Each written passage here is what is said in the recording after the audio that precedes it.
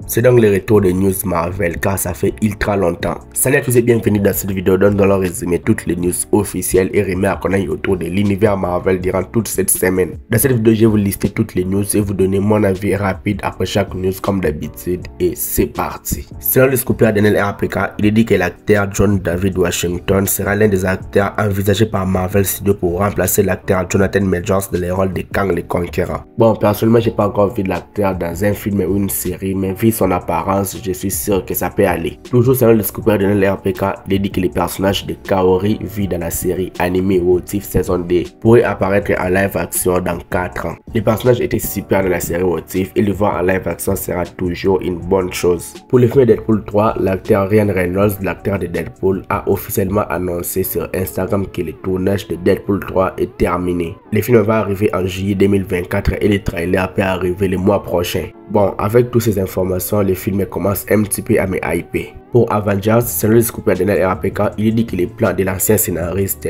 du film Avengers Kang Dynasty, Jeff Loveness, l'idée était de rassembler tous les héros de la saga des multivers sauf Thor pour lutter contre Kang le Conquérant sur Terre. Il est dit que le film aurait semblé trop ancré et n'aurait pas assez impliqué les éléments multiversels de Kang. Bon, vu que le scénariste a fait une bouse avec le film Ant-Man et la Guêpe Quantumania, bon débarras pour le film Avengers Kang Dynasty et son scénario merdique. Pour le film Les 4 Fantastiques, il est dit que les scénarios du film seraient encore une fois de plus en train d'être réécrits. De nouveaux scénaristes ont été recrutés pour rendre une nouvelle version du script d'ici 1 ou 2 mois. Et on le savait depuis un bout de temps, le film va encore être repoussé car on va encore réécrire les scénarios. Et je suis sûr que ce film ne sortira jamais. Pour la série Daredevil Born Again, c'est désormais officiel.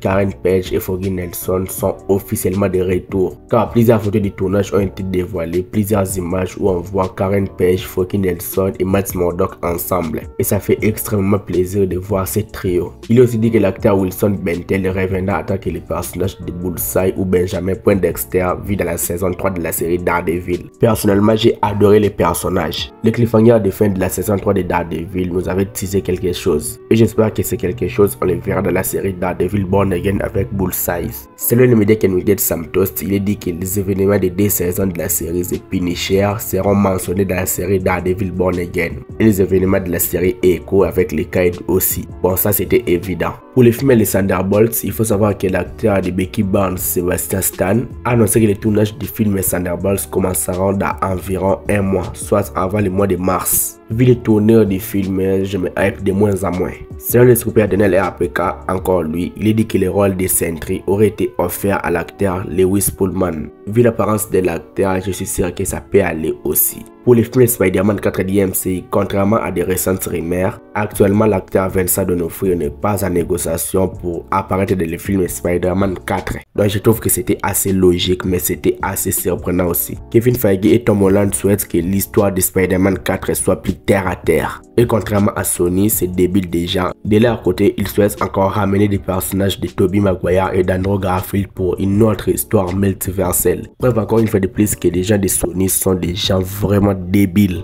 Pour la saison 3 de la série What If, il faut savoir que les premières images de la saison 3 ont été dévoilées et on n'a pas encore eu de dates officielles. En vrai, les images sont un petit peu sympas. Il est aussi dit que Loki et Yelena Belova apparaîtront dans la saison 3 de la série What If. Bon, ça peut être intéressant en vrai. Pour la série sur Okoye, on avait déjà dit que la série va s'appeler Midnight Angels. Il est dit que la série pourrait compter 9 épisodes et les personnages principaux seront donc Okoye, Ayo et Aneka. La série sera liée directement au film Black Panther 3 et le tournage de la série pourrait débuter en fin de cette année. En vrai, je trouve que la série peut être un petit peu sympathique, surtout avec 9 épisodes. Pour Agatha Darkhold Diaries, selon le média Can We Get Some Toast, il est dit que la série mettra fin au discours faux enfants autour de Billy et Toby Maximoff. Ce qui veut dire que quand Doctor Strange a dit à Wanda que ses enfants ne sont pas réels, la série va nous prouver que Doctor Strange s'est trompé. En vrai, je trouve que l'histoire peut être très intéressante autour de cette intrigue. Et aussi, l'acteur d'Agatha Harkness, Catherine Hahn, a dit que son rôle d'Agatha Harkness est le rôle le plus amusant qu'elle a jamais joué. En vrai, je trouve aussi que l'actrice a été excellente dans le rôle. Pour Ironheart, il faut savoir que selon le scooper Daniel RPK,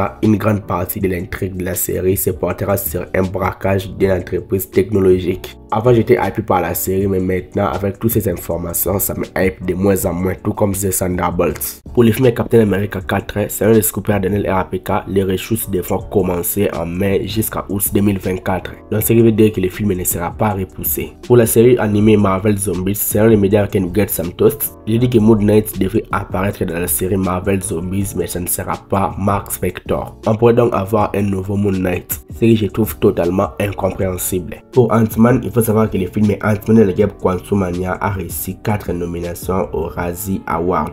Il a été nominé pour pire suite de film. Il a été nominé pour pire acteur dans un second rôle, Michael Douglas. Il a encore été nominé dans pire acteur pour un second rôle pour Bill Murray. Il a été nominé pour pire réalisateur, Peyton Reed. Et je trouve que c'est totalement mérité. Pour le film Madame Web, il faut savoir que le film aura une durée de 1h48 minutes sans générique, donc à moins de 1h56 minutes de secondes avec générique. Et le film n'aura pas de scène post-générique, je m'en fous. Il est aussi dit que la citation célèbre d'Oncle Ben, donc un grand pouvoir implique de grandes responsabilités, sera remplacé dans le film Madame Web par: lorsque vous assumez des responsabilités, vous gagnerez de puissantes capacités. Ce qui veut dire encore que l'univers de Sony est toujours aussi nul. Pour les films de Marvel, il faut savoir que le film arrivera le 7 février 2024 sur Disney+, dans le monde entier, sauf en France. Pour Iron Fist, selon le scooper Daniel RAPK, Marvel Studios serait en train de développer un projet Iron Fist, mettant en vedette une femme. Et je pense que c'est Colleen Wing vit dans la série Iron Fist. Je vais m'arrêter là, je pense que j'ai fait le tour. Dites-moi donc ce que vous en pensez dans les commentaires. Like la vidéo si elle t'a plu et abonne-toi à la chaîne pour être au rendez-vous de mes prochaines vidéos. Sinon sur Instagram, TikTok, Twitter ou Threads, les liens sont dans la description. C'était Jonathan Geek et je vous dis qu'on se retrouve trop vite pour une prochaine vidéo. Ciao.